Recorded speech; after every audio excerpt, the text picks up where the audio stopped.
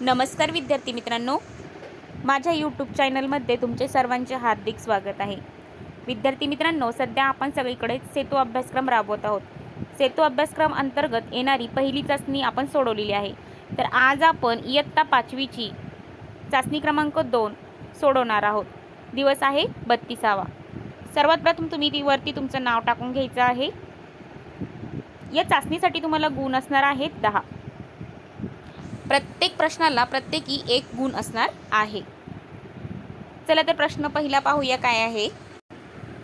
35 गुणिले 23 या उदाहरणासाठी खालील चौकट पद्धतीने केलेल्या मांडणीतील चूक दर्शवणारी संख्या कोणती।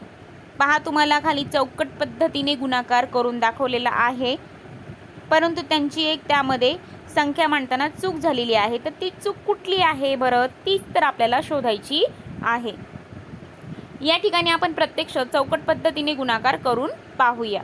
चला तर मग चौकट पद्धतीने गुणाकार करण्यासाठीची मांडणी आपण करून त्यामध्ये उत्तर काय येते ते पाहूया। पहा, 35 गुणिले 23 ची मांडणी कशी येते पहा। 3 दशक म्हणून 30 लिहिले आपण, 5 एकक म्हणून 5 लिहिले, 2 दशक म्हणून 20 लिहिले आणि 3 एकक म्हणून 3 लिहिले। आडव्या कप्प्यामध्ये आपण ज्या संख्येला गुणायचे ती संख्या लिहितो आणि खाली उभ्या रकान्यामध्ये आपण ज्या संख्येने गुणायचं आहे ती संख्या लिहितो। ती लिहित असताना आपण त्यांची स्थानिक किंमत तिथे लिहित असतो। तर आपण हे गणित लिहून घेतलेलं आहे। तर आता आपल्याला काय करावं लागते, सर्वात अगोदर 20 ने 5 ला गुणावं लागते, तर गुणाकार येणार आहे 100। 20 ने 30 ला गुणल्यानंतर गुणाकार येतो 600। 3 ने 5 ला गुणायचं आहे आता, तर 3 ने 5 ला गुणल्यानंतर गुणाकार येतो 15 आणि 3 ने 30 ला गुणल्यानंतर गुणाकार येतो 90। अशा प्रकारे आपलं उत्तर आलेलं आहे। तर पहा बरं, आता आपण सोडवलेल्या उत्तरामध्ये आणि वरील त्यांनी सोडून दिलेल्या उत्तरामध्ये काय बरं फरक आहे। तर पहा, आपल्याला एक फरक लक्षात येतो। आपलं 20 गुणिले 30 600 आलंय, तर त्यांनी लिहिताना तिथे 60 लिहिलेलं आहे। म्हणजे या चौकट पद्धतीने केलेल्या मांडणीमध्ये चूक जी आहे तर ती आहे, चूक दर्शवणारी संख्या आहे 60। मग आपण त्या रकान्यामध्ये उत्तरामध्ये तिथे 60 ही संख्या लिहून घेऊया। अशा प्रकारे 1 क्रमांकाचा प्रश्न आपण सोडवलेला आहे। आता प्रश्न क्रमांक 2 पहा। 352 रुपयाला 1 याप्रमाणे 24 शर्टची किंमत किती। पहा मुलांनो, या ठिकाणी आपल्याला एका शर्टची किंमत दिलेली आहे। एका शर्टची किंमत 352 रुपये आहे, तर 24 शर्टची किंमत किती असं आपल्याला विचारलेलं आहे। पहा मुलांनो, नेहमी लक्षात ठेवा, ज्यावेळेस एकावरून अनेकाची किंमत आपल्याला काढायची असते त्यावेळेस त्या ठिकाणी गुणाकार ही क्रिया तिथे आपल्याला करावी लागते। चला तर मग मांडणी करून घेऊया। 352 गुणिले 24, तर याचं उत्तर येत आहे पहा। गुणाकार करून पाहूया आपण। 4 दुने 8, 4 पंचे 20 ला शून्याचा हातच्या आले 2, 4 त्रिक 12 आणि 2 14। आता खाली दशकाने गुणते त्यामुळे खाली आपण 0 लिहून घेऊया एककाच्या खाली। आता 2 ने गुणून घेऊया। 2 दुने 4, 2 पंचे 10 ला शून्याचा हातचा 1 आला, 2 त्रिक 6 आणि 1 7। आता आलेल्या उत्तराची आपल्याला गुणाकारामध्ये काय करून घ्यावी लागते, तर बेरीज करून घ्यावी लागते। चला बेरीज करून घेऊया। 8 आणि 0 8 होतात, 0 आणि 4 4, 4 आणि 0 4 आणि 1 आणि 7 8 येतात। आपलं उत्तर आलेलं आहे 8448। आता प्रश्न क्रमांक 3 पहा। चौरसाकार टेबलाचा पृष्ठभाग 1 चौरस मीटरच्या 9 तुकड्यांनी पूर्ण व्यापतो, तर टेबलाच्या पृष्ठभागाचे क्षेत्रफळ किती। पहा मुलांनो, उदाहरणार्थ आपण आकृती काढून पाहूया। ही टेबलाची आकृती आपण इथं, टेबलाच्या पृष्ठभागाची आकृती आपण इथं घेतलेली आहे उदाहरण म्हणून। पहा, त्यांनी काय सांगितले, 1 चौरस मीटरच्या 9 तुकड्यांनी पूर्ण टेबलाचा पृष्ठभाग व्यापतो।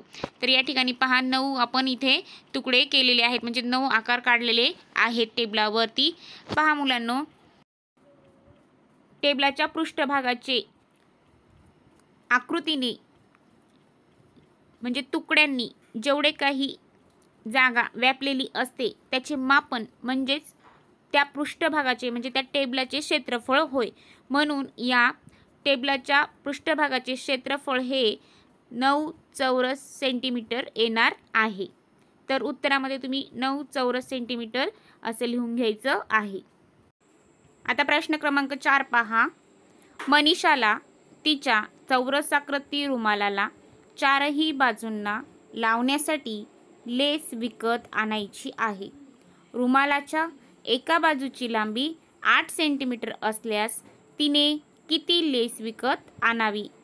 पहा, मनीषाकडे एक चौरसाकृती रुमाल आहे आणि त्या रुमालाला लावण्यासाठी तिला लेस आणायची आहे. पहा, ते लेसची लांबी बघा एका बाजूची रुमालची लांबी एका बाजूची 8 सेंटीमीटर आहे. तर तिला किती बरं लेस विकत आणावी लागेल? तर याचं उत्तर कसं काढायचं आहे पहा मुलांनो, आपल्याला सर्वांनाच माहीत आहे की चौरसाच्या चारही बाजू ह्या समान लांबीच्या असतात, म्हणजे सारख्याच असतात, बरोबर. मग या ठिकाणी आपल्याला एक बाजूचं माप दिलेलं आहे. एका बाजूच्या रुमालाला किती लेस लागणार आहे हे आपल्याला सांगितलेलं आहे. एका बाजूला आपल्याला इथे किती लेस लागणार आहे असं सांगितलं आहे, तर एका बाजूला 8 सेंटीमीटर लेस लागणार आहे असं सांगितलेलं आहे. तर या ठिकाणी आपण चौरसाची परिमिती हे सूत्र वापरून सहज हे गणित सोडवू शकतो. तर चौरसाची परिमिती बरोबर काय सूत्र आहे? तर चौरसाची परिमिती बरोबर चौरसाच्या चारही बाजूंची बेरीज होय. चला तर मग मांडणी करून घेऊया. चौरसाची परिमिती बरोबर 8 सेंटीमीटर अधिक 8 सेंटीमीटर अधिक 8 सेंटीमीटर अधिक 8 सेंटीमीटर. तर आपलं उत्तर येणार आहे 32 सेंटीमीटर. म्हणजे या ठिकाणी मनीषाला रुमालाला जर लेस लावायची असेल आणि तर ती विकत तिला आणायची असेल तर तिला 32 सेंटीमीटर लेस विकत आणावी लागेल. म्हणून आपलं उत्तर आलेलं आहे 32 सेंटीमीटर. पुढचा प्रश्न पहा, प्रश्न 5. बघा, तुम्हाला इथे काही घडणी दिल्या आहेत. या घडणीपासून तयार होणारा खोका खालीलपैकी कोणता ते तुम्हाला लिहायचं आहे. यासाठी तुम्हाला 2 पर्याय दिलेले आहेत.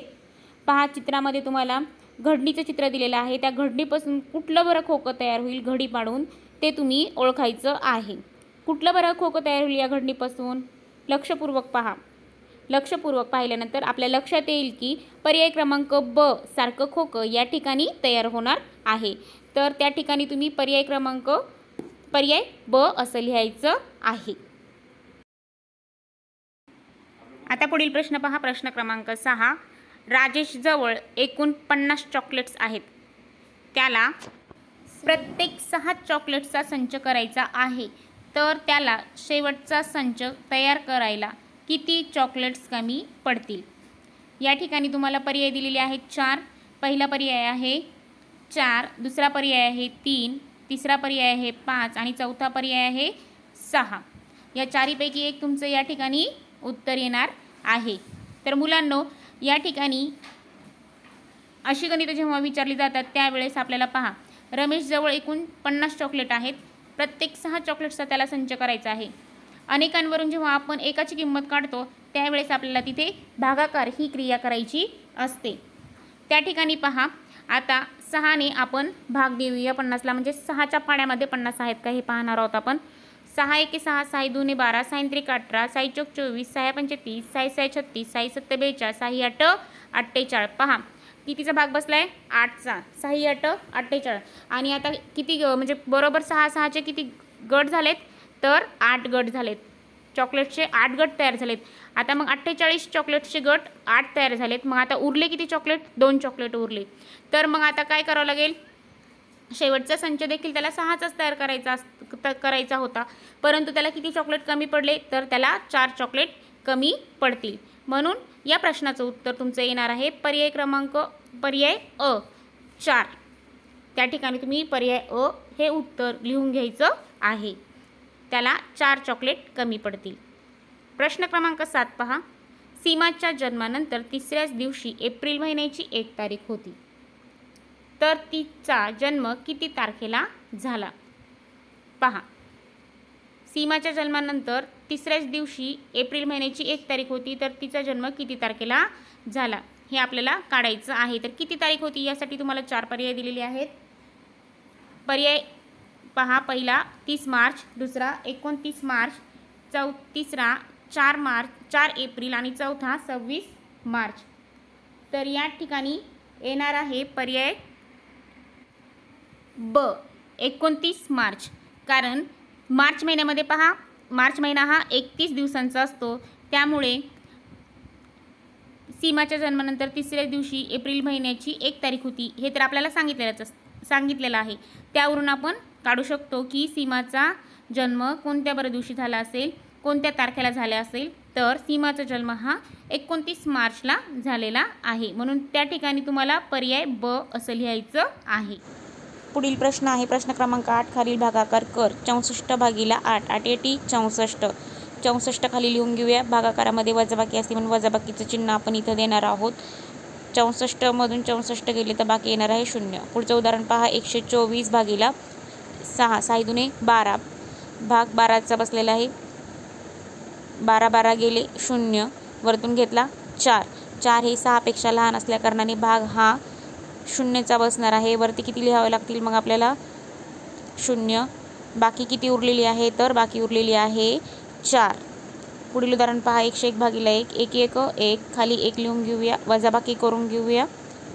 1 1 गेला 0, वरतून घेतला 0, 1 0चा भाग बसणार आहे या ठिकाणी. आता पहा 0 0 गेले 0, वरतून घेतला 1, 1 1 1, वरती परत 1 लिहून घेतला आपण, 1 1 गेला 0. अशा प्रकारे तुमची बाकी उरणार आहे 0. अशा प्रकारे आपण तिन्ही भागाकार सोडून घेतलेले आहेत. धन्यवाद.